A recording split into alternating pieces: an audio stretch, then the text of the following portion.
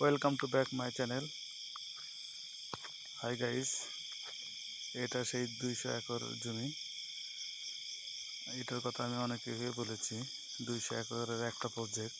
এখানে সব কলা চাষ করা হয়েছে, বিভিন্ন কলা রয়েছে।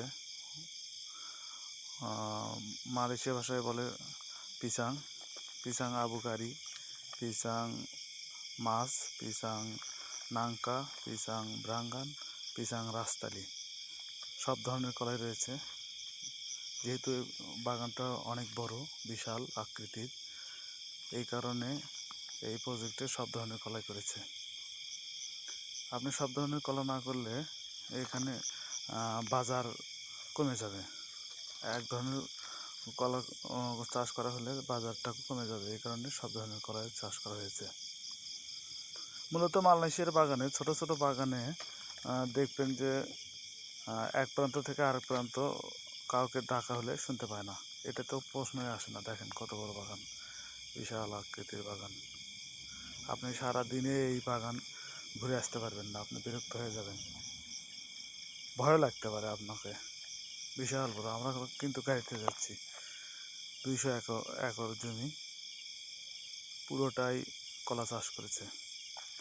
বাগান প্রায় শেষ, কিছু আছে, প্রায় শেষ বাগান। 2 নম্বর গাছ হবে আর কি। 1 নম্বর গাছ শেষ, 2 নম্বর গাছ হচ্ছে। আমরা দেখতে পাচ্ছি একটা গাছ। বিশাল আকৃতির বাগান, সব ধরনের কলাই আছে এই বাগানে। অনেক পার্টনার এখানে আসে কলা নিতে।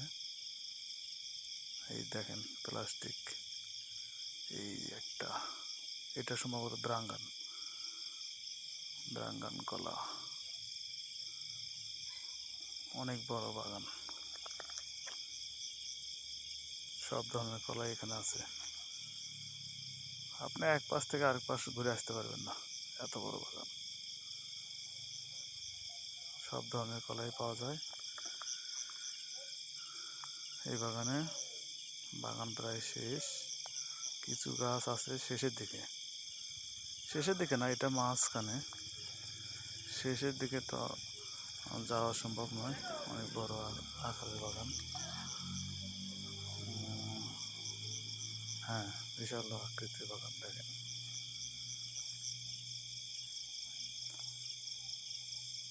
আমাকে সুন্দর লেগেছে। আপনারা কে কোথায় থেকে দেখছেন প্লিজ কমেন্ট করবেন, শেয়ার করবেন, সাবস্ক্রাইব করবেন, পাশে থাকবেন।